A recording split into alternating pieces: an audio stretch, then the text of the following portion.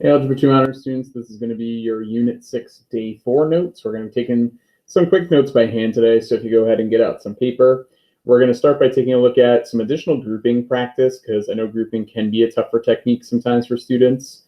So we have these two examples that we're going to start with in today's notes and practice some grouping factoring techniques. And then after we're done with that, we're going to talk about the concept of partitioning and what that means. And we're going to use partitioning to be able to solve inequalities. Okay. So we'll get to that part in just a few minutes, but why don't we practice first with some grouping strategies and grouping techniques. And if we're thinking about some of the groupings that we saw yesterday, when we have four terms, there's definitely a couple different ways it can turn out. So when you're grouping with four terms, it could be a 2x2 grouping where you take the first two and the second two, or maybe you want to switch the order. Maybe I like the first and third and the second and fourth together. So there's a couple different options there. It could be 3x1, and it also could be maybe the first term and leave the last three. And remember, for these last two techniques, those eventually become difference of perfect squares. So if you start looking at some terms here and you're like, oh, I see some perfect squares and they're being subtracted, maybe that's a good hint that it's one of those two techniques. That's what I want you to look for, to maybe attempt that technique first. Don't just get discouraged, though. If you try 2x2 and it doesn't work out, try one of these other methods or try swapping the terms. You got to be a little persistent as far as determining the correct pattern for factoring with grouping. So for this first example here, what I'm hoping you're leading yourself down a path of is saying, hey, you know what, at the end, there's that perfect square and it's being subtracted. So when I see a single term at the end that's minus a perfect square, what I maybe be drawn to in this case is taking a look at the first three terms and saying, is this a perfect square trinomial? And if you in your head test that really quick by saying, is that, let's say, x minus 5 times x minus 5? Yeah, sure is. So you can write that as x minus 5 squared, and then carry down the minus 36w squared to follow. So once you've done that, now we can do difference of perfect squares, right? Once we've written it in this format. So if you take the square root of each of these in your head and get x minus 5, that would be a plus 6w, and then x minus 5 minus 6w. And that winds up being the final answer. This is now in a factored form, and there's no further that we have to go with that one. Okay. Moving on to something like number 2, we have 1 minus x squared minus 2xy minus y squared. And again, you might think about, well, hey, those first two is difference of perfect squares, and that second group, you can take out a GCF of like negative y or something like that. But I'm telling you that when you do it in that format, you're not going to find that those groups have anything in common. So why do I really like that number 1 to start? Well, the number 1 is a perfect square. And then from there, if we look at the remaining terms, if you were to factor a negative from all three of these, that's going to eventually factor into a perfect square as well. So let's go ahead and group those last three together. Remember that when the group of three comes second, you have to factor a negative from all three of those, making it x squared plus 2xy plus y squared. So based on some factoring techniques that we've seen, sorry for the background noise here. I have a noisy housemate with me right now. Okay. Based on the factoring techniques that we've seen, this becomes x plus y squared, that quantity. All right, and then from there, since we now have difference of perfect squares, we're going to get 1 minus the quantity x plus y, and then 1 plus the quantity x plus y. Notice when I did the factoring over here, I didn't even really stop and think about dropping those inner parentheses, right? I didn't put parentheses on x minus 5. And it's because if the binomial comes first, I don't have to worry about that plus and minus affecting the signs of the binomial. But when the binomial comes second, yeah, this negative sign, it's got to get distributed into the x plus y. So your final answer might look something like this: 1 minus x minus y times 1 plus x plus y. And that's what it will have for number 2. So I specifically chose these because I think it's tougher for students to identify at times, the 3x1 or the 1x3 technique. But here's 2 really nice examples to illustrate that. And remember, if I give you 6 terms, it's definitely 3x3. So we'll group 3 terms, and it eventually turns into a pattern that looks something like this, where it's difference of perfect squares. Okay. Let's move on from here and talk about some new stuff today, which is going to be partitioning. So partitioning is a method that we're going to use to solve inequalities algebraically. And we're going to learn what the process looks like today, and we'll extend that process through tomorrow to other types of algebraic inequalities. But today we're going to focus on polynomials. So for the first example we're going to take a look at is I want to solve when is x squared plus 6x plus 8 greater than or equal to 0. So there's our first one. Okay. So in order to solve this, what we're going to wind up doing is, in terms of our steps, let's write some good steps off to the side. You see this pink color? Yeah, that looks okay. All right, so step one is to find the zeros. And sometimes these zeros are called critical values. So the critical values here, the zeros are the x-intercepts, right? We're going to factor this. We're going to find the two roots. And then what happens is once I find those two zeros, those critical values, we're going to place them on a number line. And those are going to be our partition points. So they're the points that we're going to divide up the number line around, such that in the last step, step 3, we're going to test values in each partition region to determine if that region is positive or if it's negative. And we'll talk about how that will help us to answer the question in the end, because we're either going to be looking for where something's positive or where something is negative based on the sign of the inequality that we're given. Okay, so we'll get to that last part in a little bit. But to get the process started for something like x squared plus 6x plus 8 greater than or equal to 0, let's almost treat this as if it's equal to 0 first. Okay, so we're going to pretend like that says equal and find the zeros of the polynomial. So x squared plus 6x plus 8, if that equals 0, well, this is nicely factorable to x plus 4 times x plus 2. So we get zeros at x equals -4, and then x equals -2. And that should go pretty quickly to find those two solutions. Now that we've done that, we can place -4 and -2 on a number line. Now it's step 2. And these are our partition points. If you think about what the word partition means, partition, I think of it as being like a divider, a wall of sorts here. So we're splitting up the number line into these 3 sections. And what we're going to do is we're going to pick a number in this section that's to the left of -4. So I think a classic value to choose would be something like -5. Okay, -5 plus 4. We're going to plug it into the factored form. That's going to be easiest, actually. Okay, so -5 plus 4 is -1. And what I care most about is actually just that that number is negative.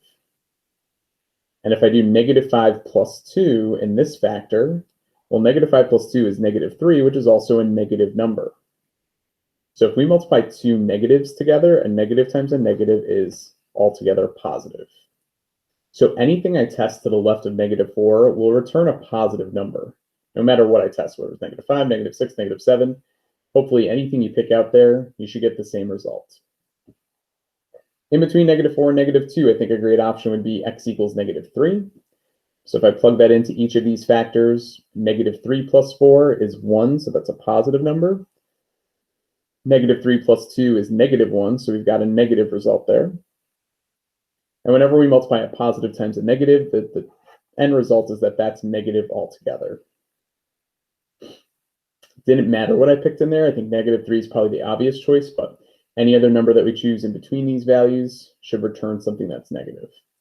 Finally, if I choose something to the right of -2, I like 0 as an option. Whatever region 0 is in, I typically will choose 0. But since 0 is out here to the right, 0 plus 4 is 4, which is positive, and 0 plus 2 is positive 2. And of course, when we multiply two positives, we get something that's altogether positive.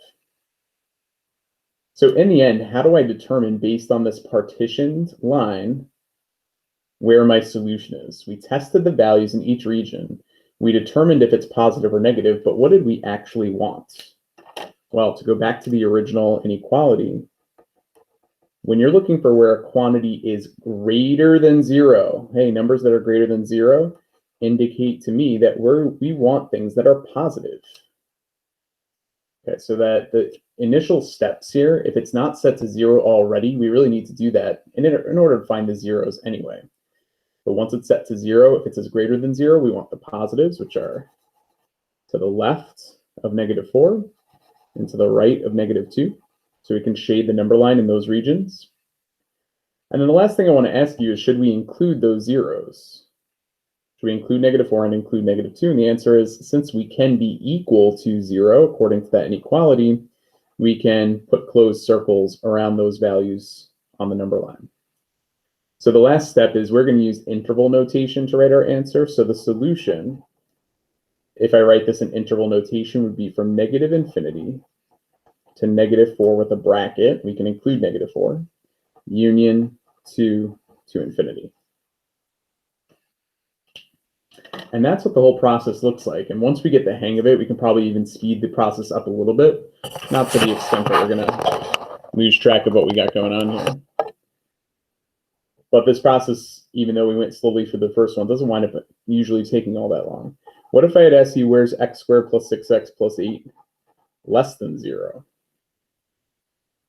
Well, we did the greater than or equal to 0, but if I said, where is it less than 0? What we want in this case is we want the region where it's negative. And of course, we don't have to repeat the whole process. It's the same polynomial. So we're looking on this line segment where we're negative, which is everything in between -4 and -2. Just be a little bit careful about that when we use the inequality just less than 0, we don't want to include those zeros at -4 and -2. So we would use parentheses to indicate that everything between those values, but not including them. Okay. So let's do a few others for practice, just to make sure we got the hang of what's going on with partitioning here. So for number 2, we'll take a look at 5w squared plus 12w is less than 32. So as compared to the last example, the last inequality was already set to 0. So that's kind of important, because if we want to decide where something's positive and negative, that only makes sense if we're comparing to 0 on this side of the inequality. So I'm going to really quickly subtract 32 to this side to get the quadratic set to 0 here. And now we want to see, when is this quadratic less than 0? Remember, if it's less than 0, we want negative. Things that are less than 0 are negative. So when we do our line segment partition there, our line, we're going to go ahead and look for the negative regions there. Okay. So we need to be able to factor this. So if you're somebody who's a slip divide slider, it's not a great example for that, is it? 5 times 32 is a fairly large number, so that's going to be maybe a little bit tough for us to use that technique. If you're somebody who's a kind of reverse box methoder, now might be your time to do something like this off to the side. I'm a guess and checker, to be honest. I just kind of write the factors out and start plugging in and doing some guesses and checks, but that's what reverse box method really is. 5w and w are definitely the factors that get you 5w squared. We have to play around with some factors that are going to multiply to -32. There's a lot of combos there. It could be 1 and 32, 2 and 16, 4 and 8, right? Some combination of those. But when I play around with those factors that multiply to -32, I want to make sure that these two boxes in the box method add up to a total of 12w. Okay, so take a second, see if you can think of what those factors are that would work that multiply to -32, but when combined with 5w and 1w, give you a middle term that adds up to 12w. And if you've done it correctly and you've already figured it out, you should have w plus 4 up here, and then 5w minus 8 down here. And let's see why that works out. 5 times 4 is 20w up here. And then w times -8 is -8w. And yep, sure that those add up to 12w in the middle. So now I get to come back over here and write those factors. we get 5w minus 8, and then w plus 4. And remember, for now, let's pretend like this equals 0 so we can find the roots that we're going to partition around. We definitely get w equals -4 as one of the zeros to put on my partition line. From this over here, if you need to set this up to make sure we get the correct value for w, if 5w minus 8 is equal to 0, you would add the 8 over, divide by 5, to get w equals 8/5. Okay, so with those two values, now we're up to the partition step. We've got -4 here, positive 8/5 here. Okay, so we can draw on those partition lines there. And we're going to start testing. If I test something to the left of -4, like -5, what you're doing is, remember what we did in the last case, come back up to this step right here to plug in. Go back to the factored form. It's going to make your life pretty easy to test in this factored form. So 5 times -5 is -25, and then -8. I don't even care what that number is. All I care is that it's negative. And then -5 plus 4 is another negative number. So you don't even actually have to figure out what the numbers are, simply whether it's positive or negative. Negative times negative is positive.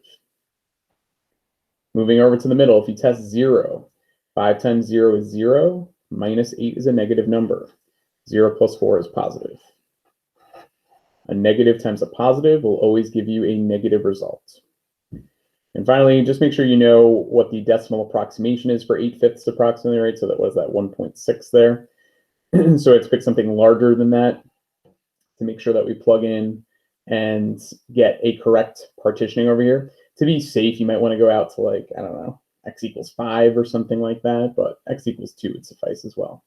If I plug in 5, just to be safe, 5 times 5 is 25 minus 8. Well, it's still positive, and 5 plus 4 is positive. So a positive times another positive, of course, is positive.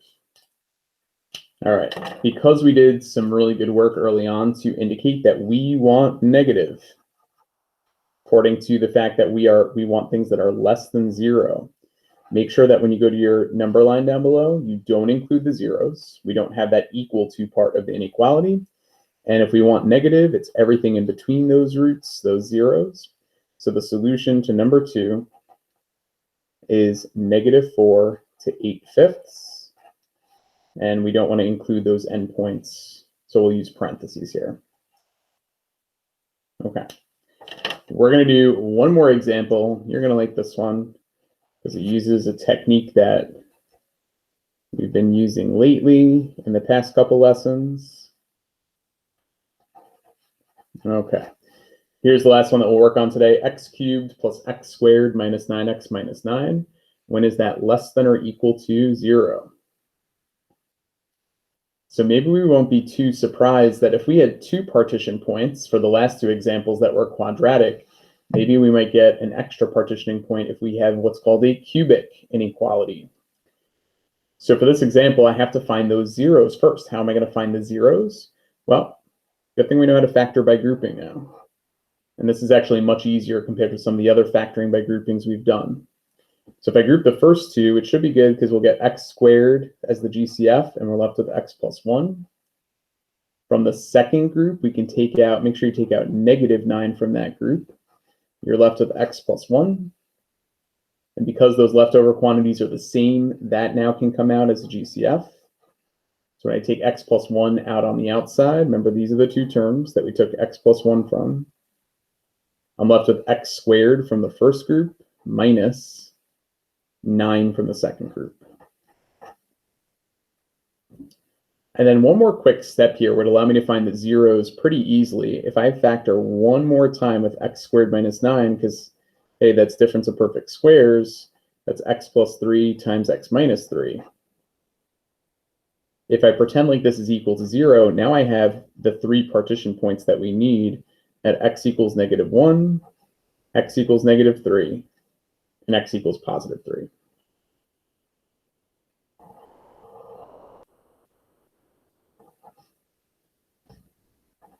Okay, so go ahead and put all 3 of those on the number line here. So we wound up having a total of 4 regions that we're going to have to test in, because when we have 3 partitions on the line, We're going to test to the left here, in the middle, in this middle part, and then to the right. I'm still going to use this factored form to test in, so it's the same process still, which is good. So I'm going to pick something to the left of -3, like how about -4? -4 plus 1, negative number.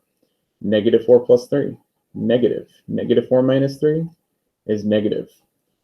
And if you do some quick math in your head, when I multiply 3 negatives together, the result is still negative. So anything to the left of -3 is negative. In between -3 and -1, I like -2. -2 plus 1 is negative. -2 plus 3 is positive. And -2 minus 3 is negative. So what's going to happen here? Well, hey, negative times negative is positive, times that positive in the middle would make this positive altogether. Okay, 2 more to go. Test 0. 0 plus 1 is positive, 0 plus 3 is positive, 0 minus 3 is negative. 2 positives multiply to a positive, but then times that negative altogether is negative. And it probably won't be any surprise that when I go to the right of that last root at 3, you're going to get a positive times a positive times a positive. You pick x equals 4, that's a good test point there. So therefore, this whole region is positive.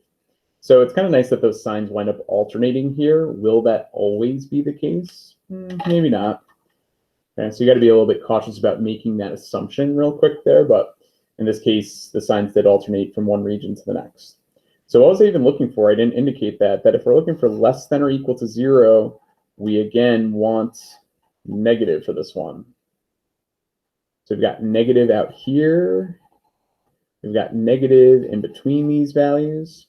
And because we can be equal to 0, you can put closed circles at all of those zeros in 1, 2, 3 spots. So your final solution for this one is -infinity to -3, bracket, union, -1 to 3, with brackets on both of those ends as well. Okay, so that would include all the values for this polynomial in which the output there is negative, less than or equal to 0. So, of course, next time I see you, we'll do a little bit more factoring practice. We'll even throw in a little bit of partitioning mixed in. And then we've got one day left in this unit with some more partitioning to come. Have a great day.